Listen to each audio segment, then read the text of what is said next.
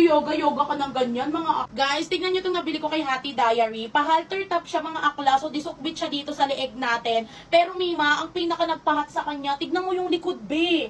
Backless siya, tapos may paganito yung sa may bandang petan niya, talagang magkaka-shape at magkakabukol talaga yung mga juwetan natin, mga bakla. Ganyan yung atake niya, ante. So, syempre, para bago kayo maniwala, isusukat ko to para makita nyo mga ante. So, bakla, eto yung atake niya pag nakasuot na sa akin. Anyway, 2XL tong suot ko, pero grabe, super stretchable siya sa akin at super comfortable pa kung suotin siya. Eto yung harapan niya, mga bakla, and eto yung likuran, ate.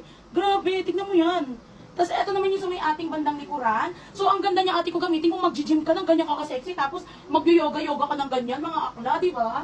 Super ganda niya ate. So mga pwede nyo dito ipang loob. Eto yung pinakatap niya, tapos itak-in nyo lang to mga bakla. Ang ganda ng dating nito, mga Mima.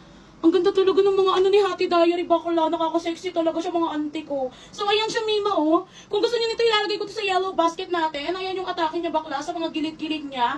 At eto naman sa likuran niya. Okay, kung gusto niyo nito mga bay, ilalagay ko to kagad sa yellow basket natin, mga bay, bagong labas to. Kaya ano po inaantay niyo, makipag-unahan na kayo.